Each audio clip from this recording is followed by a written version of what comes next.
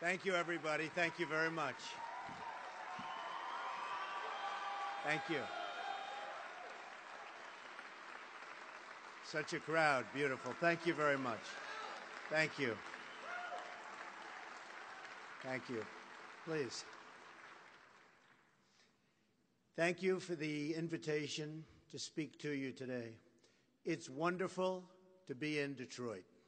Been here many times. We now begin a great national conversation about economic renewal for America. It's a conversation about how to make America great again for everyone, especially, and I say especially, for those who have the very least. The city of Detroit is where our story begins. Detroit was once the economic envy of the world. The people of Detroit helped to power America to its position of global dominance in the 20th century.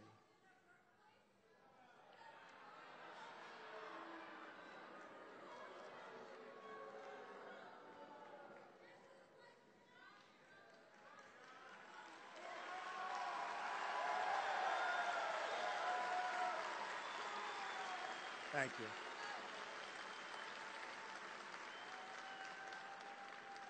Thank you very much.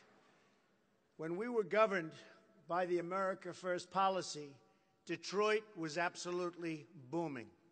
Engineers, builders, laborers, shippers, and countless others went to work each day, provided for their families, and lived out, totally lived out, the American dream.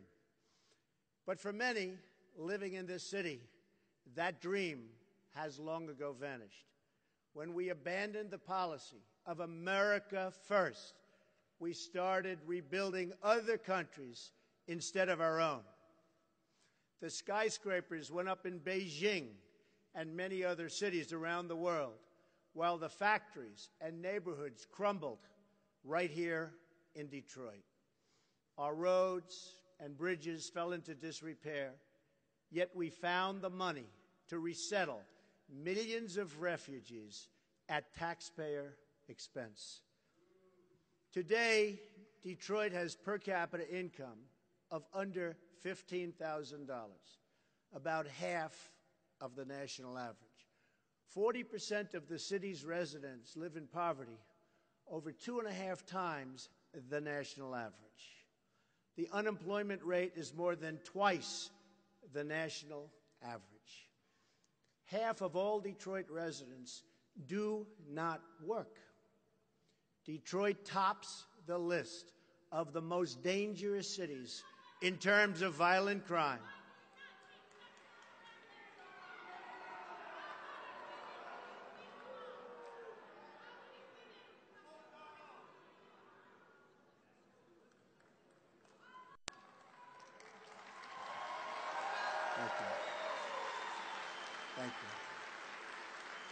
Thank you. Detroit tops the list of most dangerous cities in terms of violent crime. These are silenced victims whose stories are never told by Hillary Clinton, but victims whose suffering is no less real or permanent. In short, the city of Detroit is the living, breathing example of my opponent's failed economic agenda.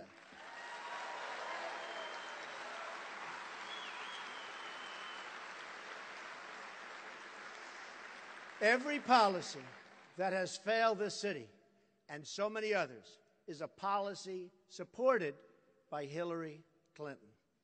She supports the high taxes and radical regulation that force jobs out of your community, and the crime policies have made you far, far less safe, and the immigration policies that have strained local budgets, and the trade deals like NAFTA, signed by her husband, that have shipped your jobs to Mexico and other countries.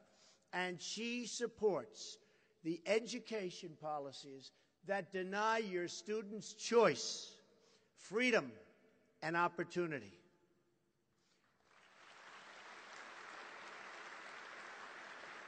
She is the candidate of the past. Ours is the campaign of the future.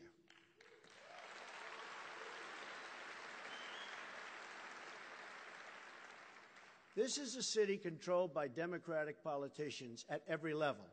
And unless we change policies, we will not change results 100%.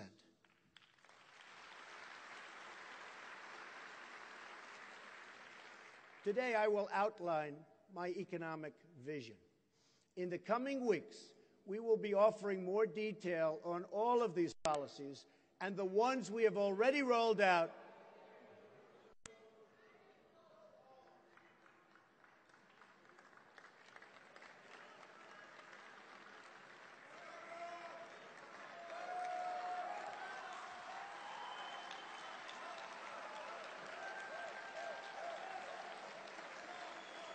Thank you, everybody.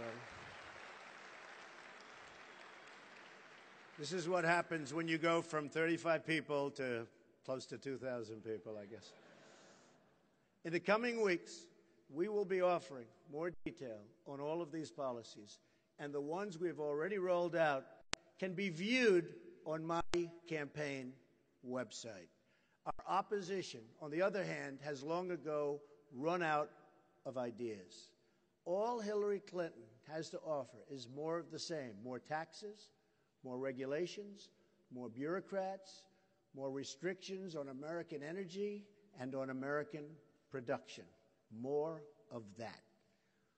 If you were a foreign power looking to weaken America, you couldn't do better than Hillary Clinton's economic agenda.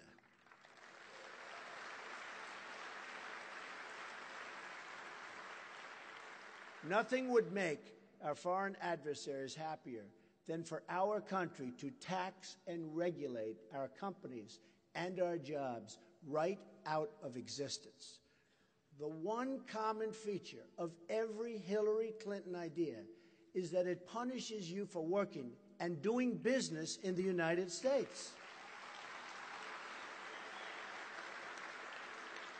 Every policy she has tilts the playing field towards other countries at our expense. And that's why she tries to distract us with tired political rhetoric that seeks to label us, divide us, and pull us apart. My campaign is about reaching out to everyone as Americans and returning to a government that puts the American people first.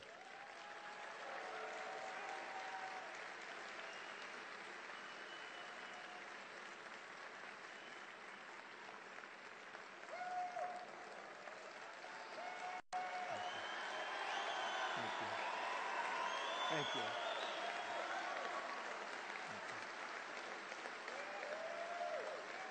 Thank you. Here is what an America First economic plan looks like. First, let's talk tax reform. Taxes are one of the biggest differences in this race. Hillary Clinton, who has spent her career voting for tax increases, plans another massive job-killing $1.3 trillion tax increase. Big increase, one of the biggest ever. Her plan would tax many small businesses by almost 50%. Recently, at a campaign event, Hillary Clinton short-circuited, you know this, you've heard this one.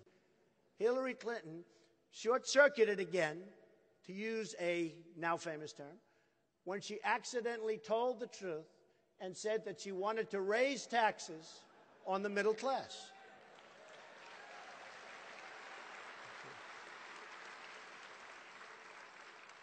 I am proposing an across-the-board income tax reduction, especially for middle-income Americans. This will lead to millions of new and really good-paying jobs. The rich will pay their fair share, but no one will pay so much that it destroys jobs or undermines our ability as a nation to compete.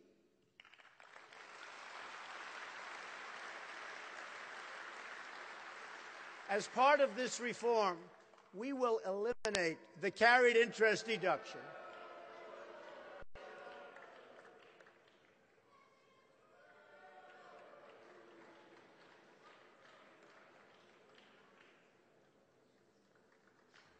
Thank you. As part of this reform, we will eliminate the carried interest deduction, well-known deduction, and other special interest loopholes that have been so good for Wall Street investors and for people like me, but unfair to American workers. Tax simplification will be a major feature of the plan.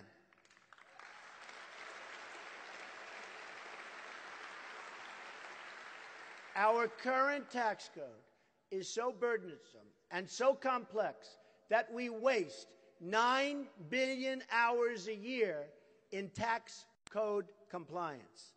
My plan will reduce the current number of brackets from 7 to 3 and dramatically streamline the process.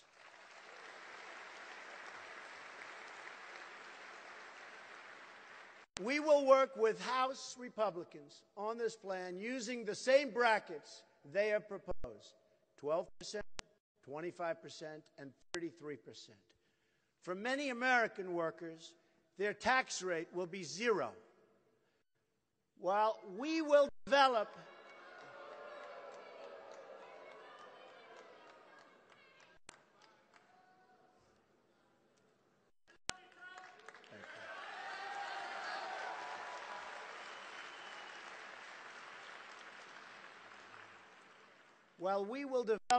our own set of assumptions and policies, agreeing in some areas but not in all or in others, we will be focused on the same shared goals and guided by the same shared principles: jobs, growth, and opportunity.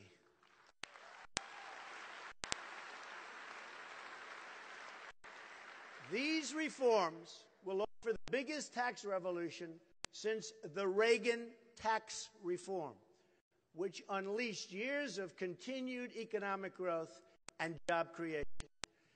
We will make America grow again.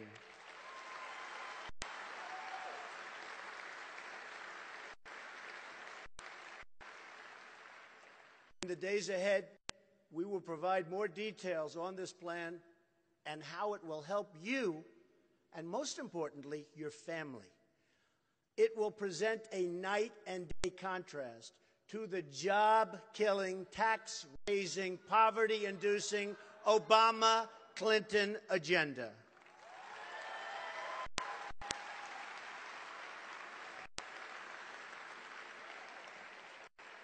So important, the state of New York has already lived through Hillary Clinton's failed leadership. The Washington Post just published today a devastating article on Hillary Clinton's broken promises. She pledged 200,000 jobs for upstate New York when she was a senator. But what happened? What happened?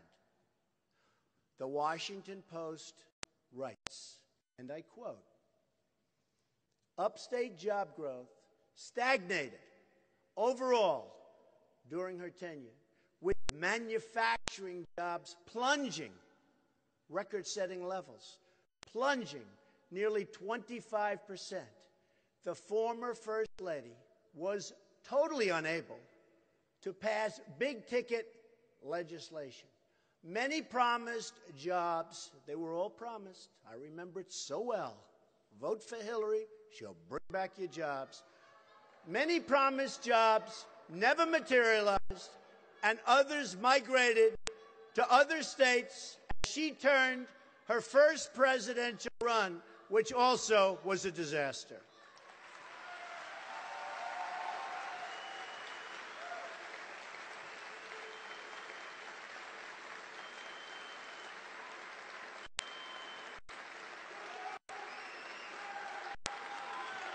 Thank you. Thank you.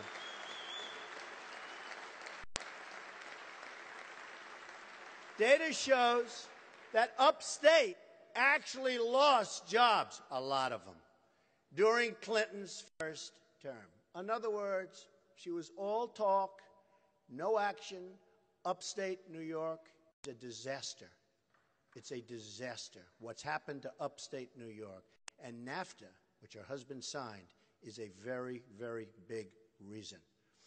Compare that to my record. In a recent New York Post article by Steve Quazzo, How Donald Trump Helped Save New York City, the paper writes that and this is a direct quote, in other words, it's not from me.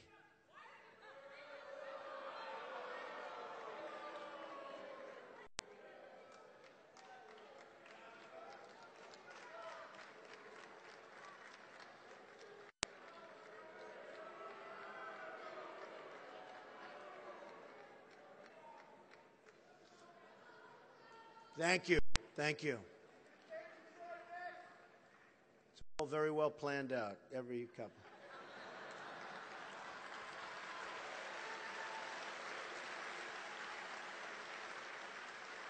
And this is a direct quote that basically Donald Trump waded into a landscape of empty Fifth Avenue storefronts, the Dust Bowl, mugging ground that was Central Park, so dangerous, and a Wall Street area seemingly on its last legs as companies moved out. Then, almost by sheer force of will, he rode to the rescue. Expressing rare faith in the future, he was instrumental in kickstarting the regeneration of neighborhoods and landmarks almost given up on for dead. True, I have to say. I didn't say it. They say it. It's true. This is what I want to do.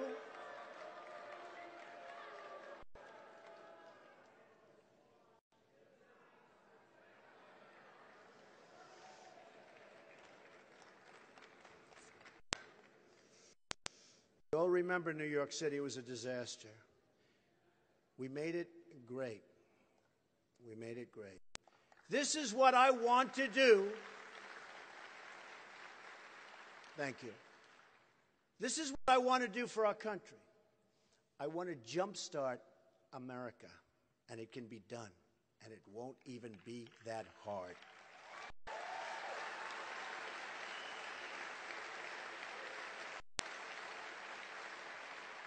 Now let's look at what the Obama-Clinton policies have done nationally. Their policies produced 1.2% growth, the weakest so-called recovery since the Great Depression. It's been written about all over. It's a disaster.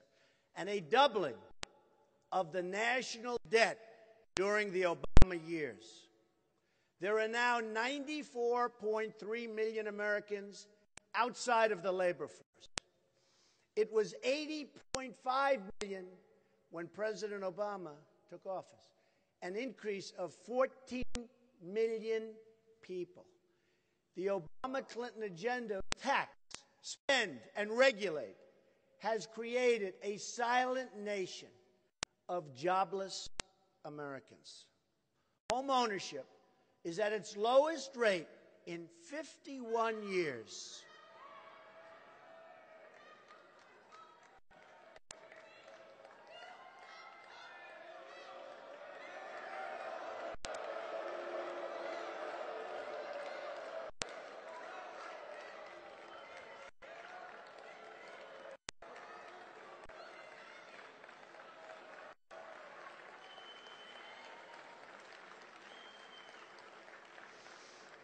Thank you very much.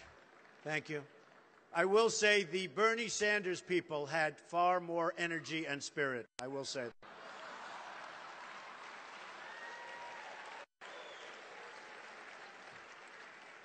Nearly 12 million people have been added to the food stamp, and these people are growing, and it's growing so rapidly since President Obama took office.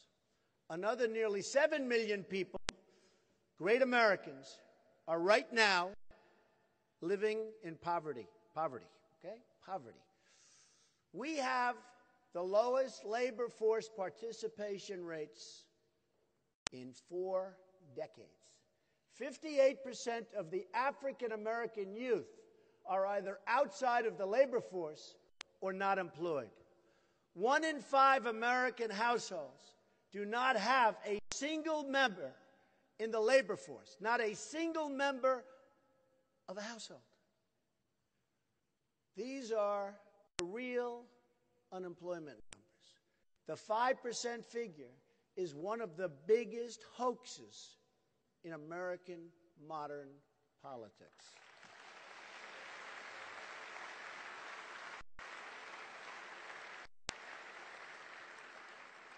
Meanwhile, American households are earning more than $4,000, think of that, $4,000 less today than they were 16 years ago.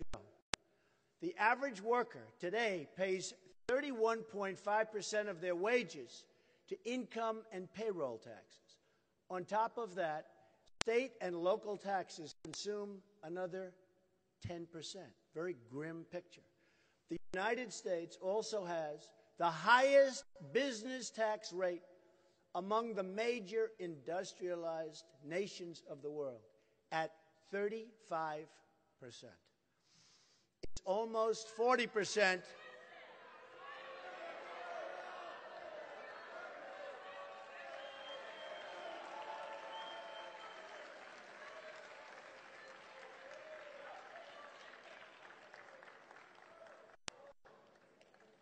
It's almost 40% when you add in taxes at the state level, and in many cases and many states, it's much higher than that. In other words, we punish companies for making products in America, but let them ship products into the United States tax-free if they move overseas. This, ladies and gentlemen, is backwards. This is backwards. All of our policies should be geared toward keeping jobs and wealth inside of the United States.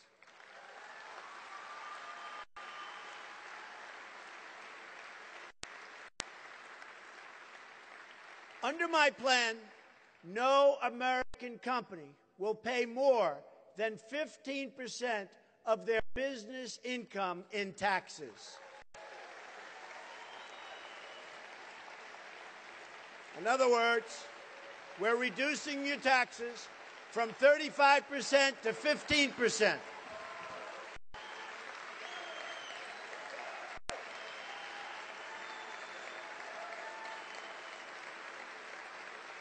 Thank you. Thank you. Small businesses will benefit the most from this plan. Hillary Clinton's plan will require small business to pay as much as 3 times more in taxes than what I'm proposing. And her onerous regulations will put them totally out of business, and you won't be able to start. You cannot ever start a small business under the tremendous regulatory burden that you have today in our country. I'm going to end it. I am going to cut regulations massively. Massively. Our lower business tax will also end job-killing corporate inversions and cause trillions in new dollars and wealth to come pouring into our country. And, by the way, into cities like right here in Detroit.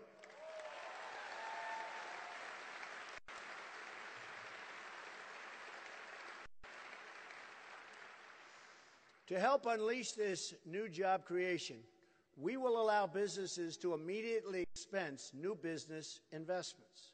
No one will gain more from these proposals than low and middle income Americans.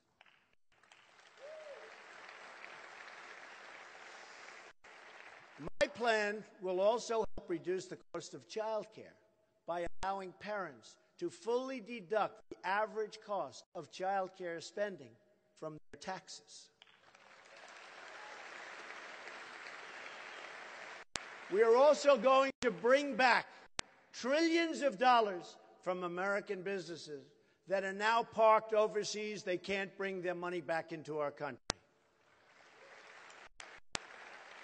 Our plan will bring that cash home, applying only a 10% tax. This money will be reinvested in states like Michigan, which are having serious problems. Finally, no family will have to pay the death tax. American workers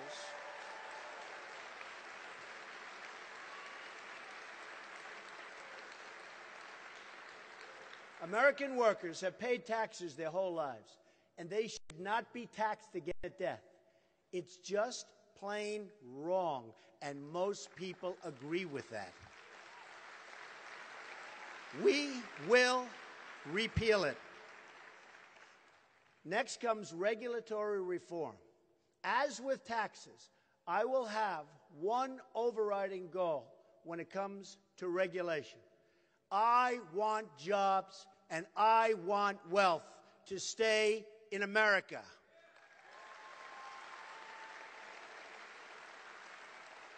Motor vehicle manufacturing is one of the most heavily regulated industries in the country and even in the world.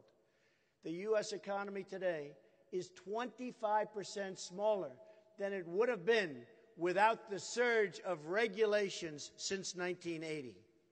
It is estimated that current overregulation is costing our economy as much as $2 trillion a year. That's money taken straight out of cities like Detroit. So many of our cities are suffering so gravely, right out of Detroit and others. The Federal Register is now over 80,000 pages long. As the Wall Street Journal noted, President Obama has issued close to 400 new major regulations since taking office, each with a cost to the American economy of $100 million or more.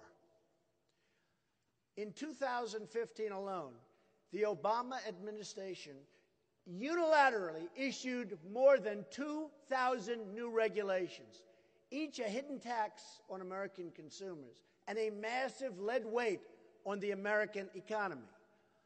It is time to remove the anchor dragging us down, and that's what it's doing. It's dragging us down.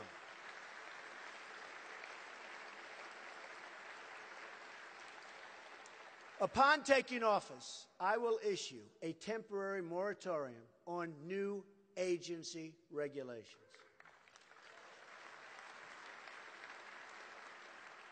My running mate, Mike Pence, and by the way, a great guy, signed a similar order when it came and when he worked so hard in Indiana as its governor. This will give our American companies the certainty they need to reinvest in our community, get cash off of the sidelines, start hiring new jobs, and expanding their businesses. So important. That's what it's about. I will also immediately cancel all illegal and overreaching executive orders.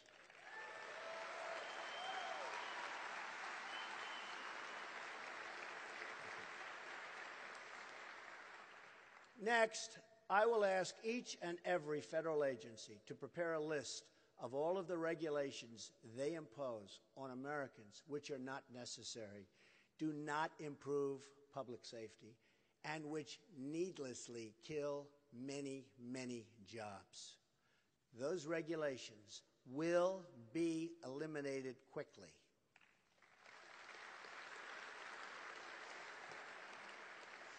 We are in a competition with the world, and I want America to win.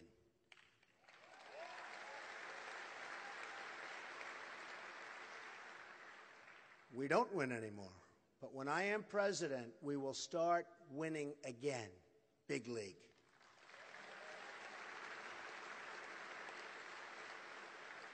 One of the most important reforms of all is trade reform. As Bernie Sanders has said, Hillary Clinton has bad judgment. Said it many times. We've seen this bad judgment overseas in Libya, Iraq, and Syria. We've seen it in Iran. We've seen it from President Obama when he gives $150 billion to Iran, the #1 terrorist state, and even gives them $400 million in money laundered cash as a ransom payment. But we've also seen the terrible Obama-Clinton judgment right here for everybody to see in Detroit. Hillary Clinton has supported the trade deals stripping this city and this country of its jobs and its wealth. She supported Bill Clinton's NAFTA. She supported China's entrance into the World Trade Organization. She supported job-killing trade deal, and that was a really bad one with South Korea. And she supports the Trans-Pacific Partnership, not now, but very soon if she wins, and we can't let her win, because that will be a disaster for Detroit and everybody else.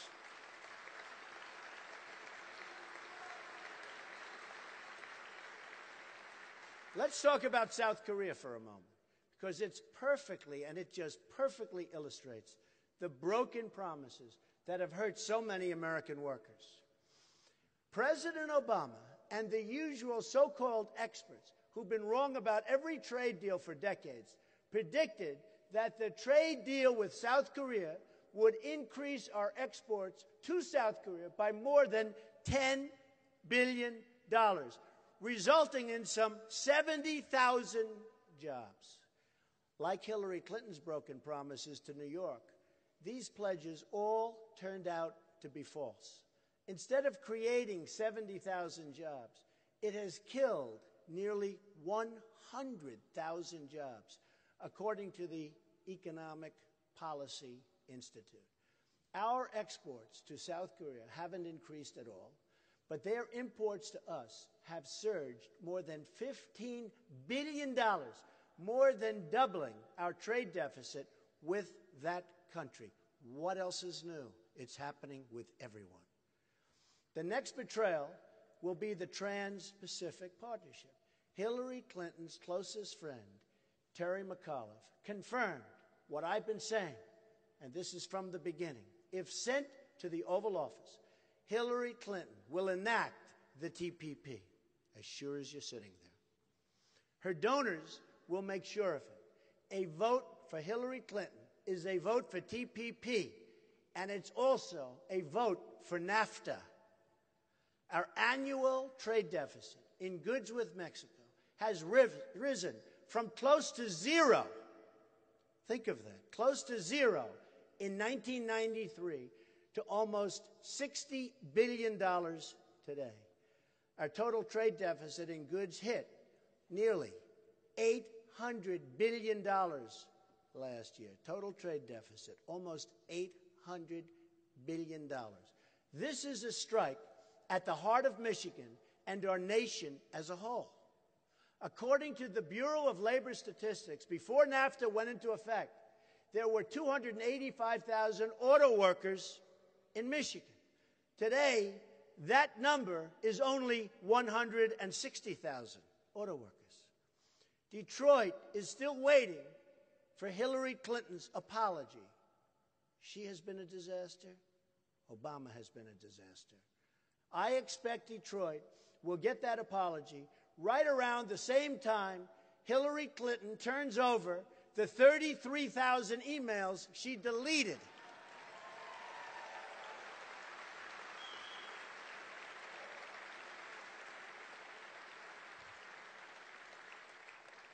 Hillary Clinton's Trans-Pacific Partnership will be an even bigger disaster for the auto industry, believe me, even bigger and even worse than NAFTA. In fact, Ford Motor Company has announced its opposition to the deal.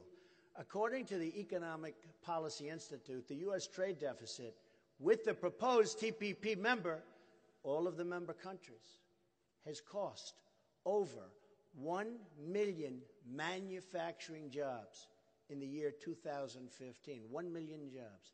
By far, the biggest losses occurred in motor vehicles and parts, which lost nearly 740,000 manufacturing jobs. What are we doing?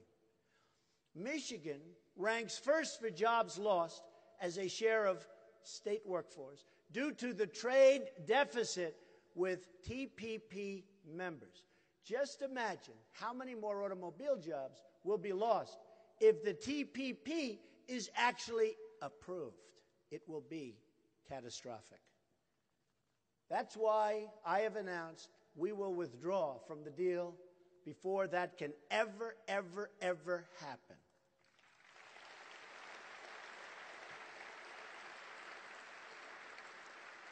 Hillary Clinton will never withdraw from TPP.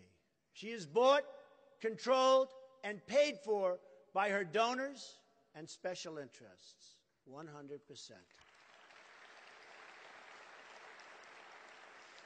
Because my only interest is the American people, I have previously laid out a detailed 7-point plan for trade reform available on my website. It includes strong protections against currency manipulation, big problem, tariffs against any countries that cheat by unfairly subsidizing their goods, and it includes a total renegotiation of NAFTA, which is a disaster for our country. A total renegotiation. And if we don't get a better deal, we will walk away.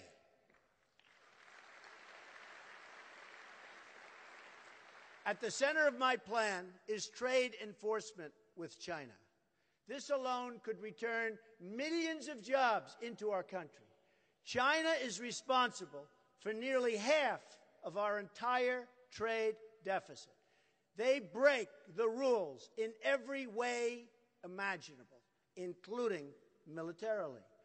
China engages in illegal export, subsidies, prohibited currency manipulation, and rampant theft of intellectual property. It's rampant.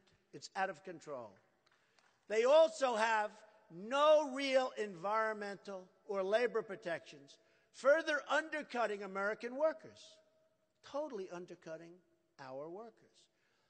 Just enforcing intellectual property rules alone could save millions and millions of American jobs.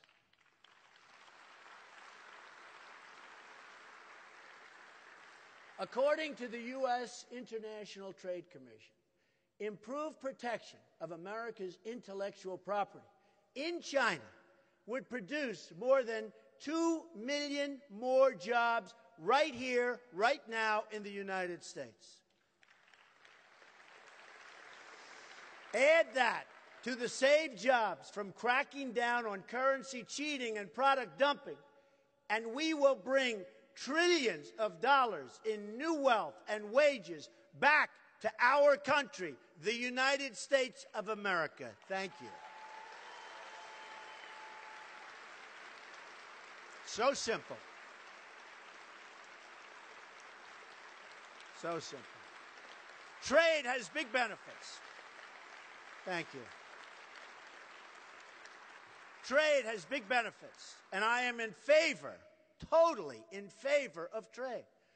But I want trade deals for our country that create more jobs and higher wages for American workers. Isolation is not an option.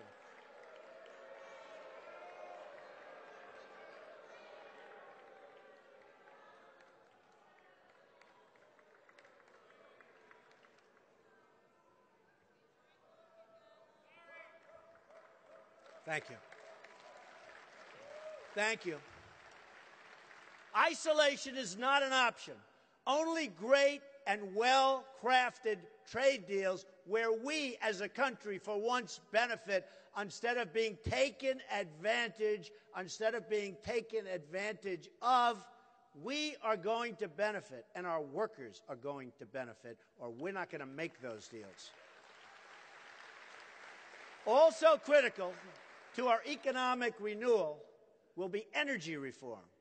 The Obama-Clinton administration has blocked and destroyed millions of jobs through their anti-energy regulations, while raising the price of electricity for both families and businesses. As a result of recent Obama EPA actions, coal-fired plants across Michigan have either shut down entirely or undergone expensive conversions, making them non-competitive in many cases. The Obama-Clinton war on coal has cost Michigan over 50,000 jobs. Hillary Clinton says her plan will put a lot of coal companies and coal miners out of business. We will put our coal miners and our steel workers back to work where they want to be.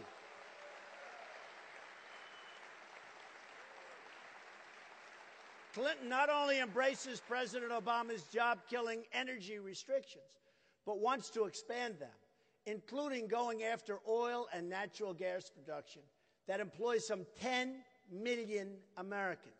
According to the Heritage Foundation, by 2030, think of that, 2030, the Obama-Clinton energy restrictions will eliminate another 500,000 manufacturing jobs, reduce economic output by $2.5 trillion, and reduce incomes by $7,000 per person. A Trump administration will end this war on the American worker and unleash an energy revolution that will bring vast new wealth to our country. According to the Institute for Energy Research, lifting the restrictions on all sources of American energy will do the following: increase GDP by more than $100 billion annually, add over 500,000 new jobs annually, and increase annual wages by more than $30 billion over the next 7 years.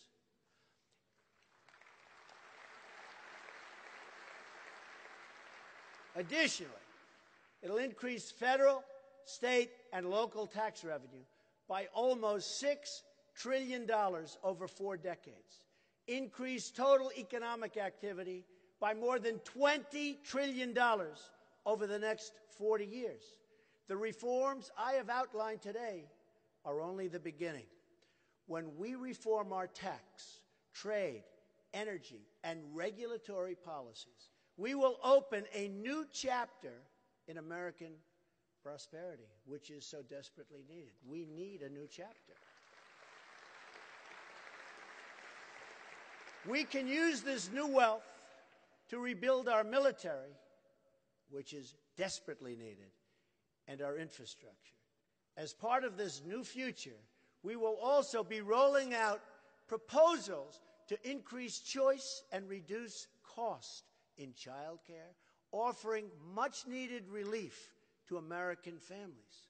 They're suffering. They're suffering. We're going to get them this much-needed relief. I will unveil, thank you. I will unveil my plan on this in the coming weeks that I've been working on with my daughter, Ivanka, who's here. Stand up.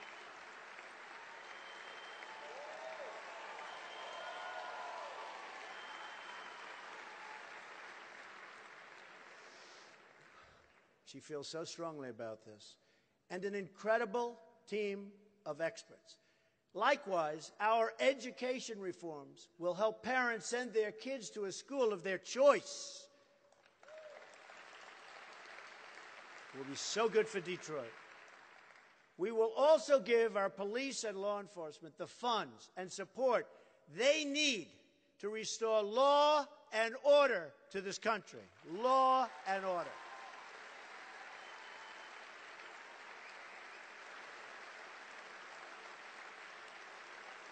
Thank you. Thank you.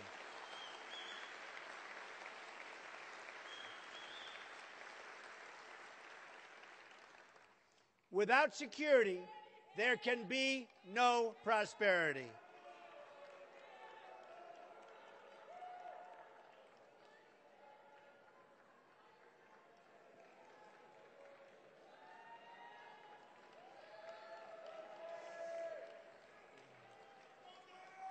Without security, there can be no prosperity. We must have law and order. We must have law and order.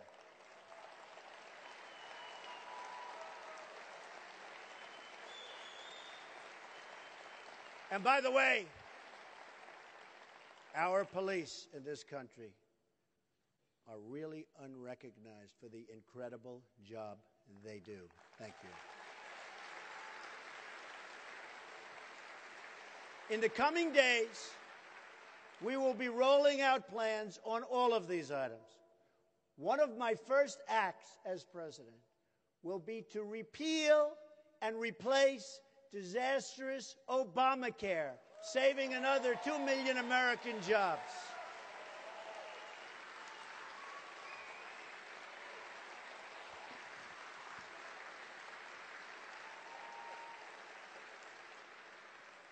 We will also rebuild our military and get our allies to pay their fair share for the protection we provide to them, saving us countless more billions of dollars to invest in our own country. We also have a plan on our website for a complete reform of the Veterans Administration. This is something so desperately needed to make sure our vets are fully supported and get the care they deserve, which they have not been getting, not even close.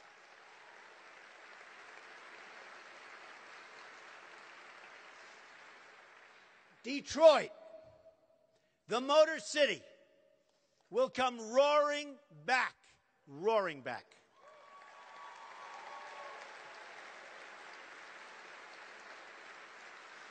We will offer a new future, not the same old failed policies of the past. Our party has chosen to make new history by selecting a nominee from the outside, and that's outside of the very, very already proven rigged system.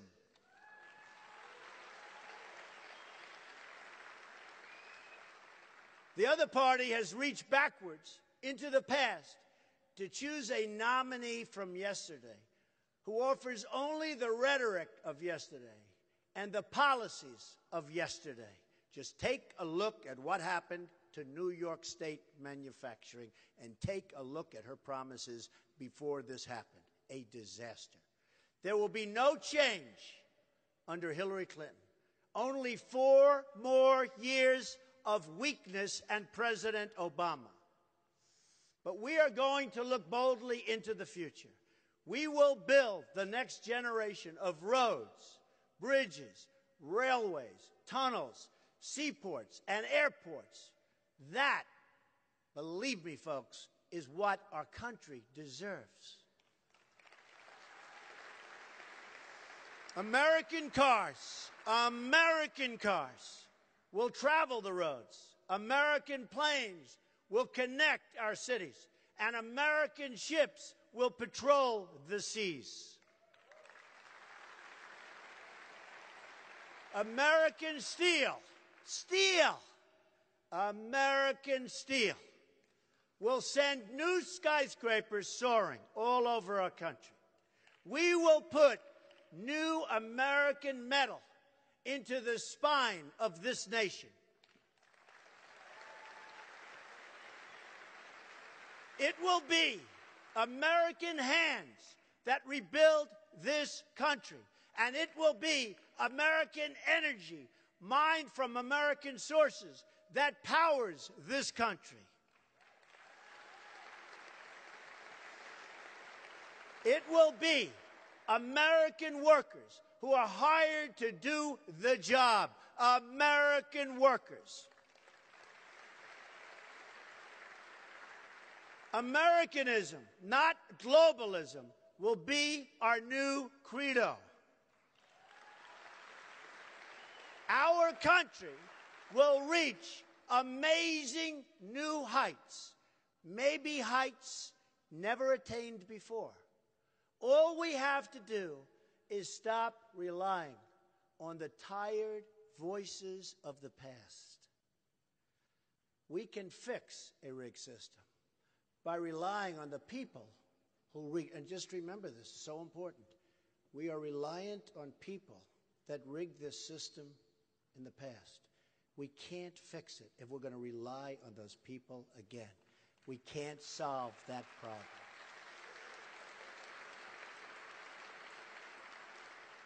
So we can't solve our problems if we're going to just go back and rely on these politicians, because that's what we've been doing.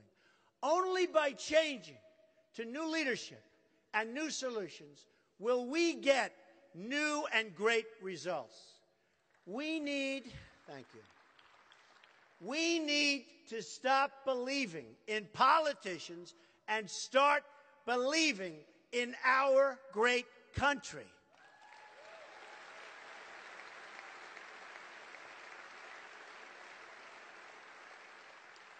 Before everything great that has happened, the doubters have always said, it couldn't be done. They say it right now. It couldn't be done. They actually said it when I ran for political office. It's not going to happen. He's never done it before. It happened. America is ready to prove the doubters wrong. They want you to think small. I am asking you to think big. We are ready to dream great things for our country once again. We are ready to show the world that America is back, bigger and better and stronger than ever before. Thank you very much. God bless you. Thank you. Thank you. Thank you very much. Thank you. Thank you very much.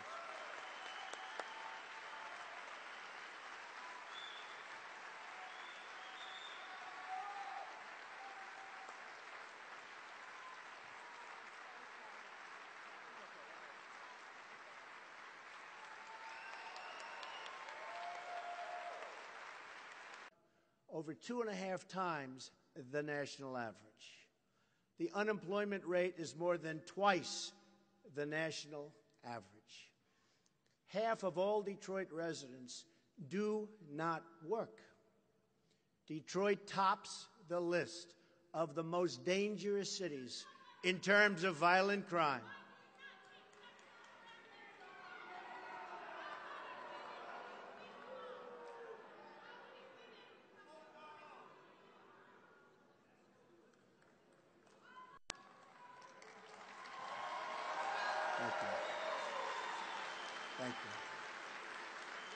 Thank you.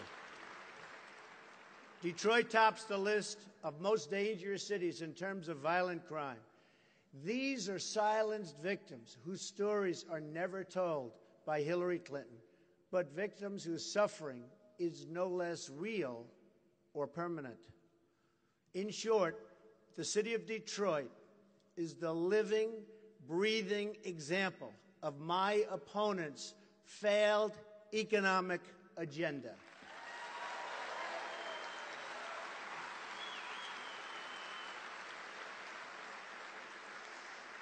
Every policy that has failed this city and so many others is a policy supported by Hillary Clinton.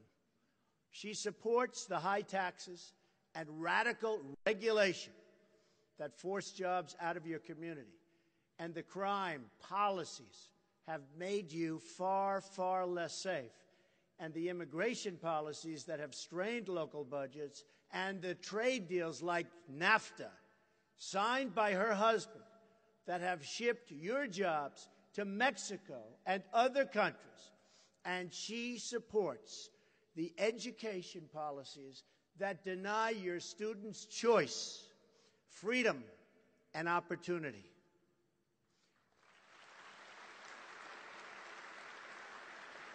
She is the candidate of the past. Ours is the campaign of the future.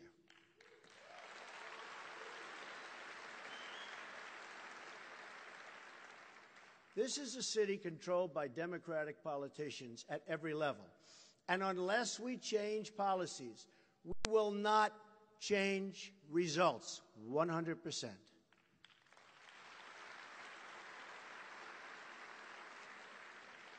Today, I will outline my economic vision. In the coming weeks, we will be offering more detail on all of these policies and the ones we have already rolled out.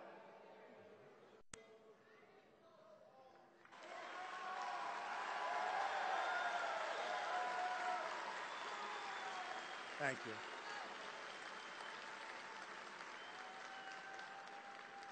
Thank you very much. When we were governed by the America First policy, Detroit was absolutely booming. Engineers, builders, laborers, shippers, and countless others went to work each day, provided for their families, and lived out, totally lived out, the American dream. But for many living in this city, that dream has long ago vanished. When we abandoned the policy of America First, we started rebuilding other countries instead of our own. The skyscrapers went up in Beijing and many other cities around the world, while the factories and neighborhoods crumbled right here in Detroit. Our roads and bridges fell into disrepair, yet we found the money to resettle millions of refugees at taxpayer expense. Today, Detroit has per capita income of under $15,000, about half of the national average. 40% of the city's residents live in poverty.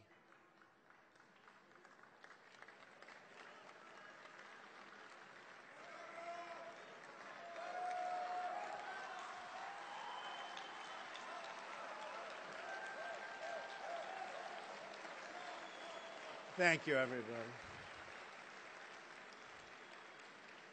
This is what happens when you go from 35 people to close to 2,000 people, I guess. In the coming weeks, we will be offering more detail on all of these policies, and the ones we've already rolled out can be viewed on my campaign website. Our opposition, on the other hand, has long ago run out of ideas. All Hillary Clinton has to offer is more of the same: more taxes, more regulations, more bureaucrats, more restrictions on American energy and on American production. More of that. If you were a foreign power looking to weaken America, you couldn't do better than Hillary Clinton's economic agenda.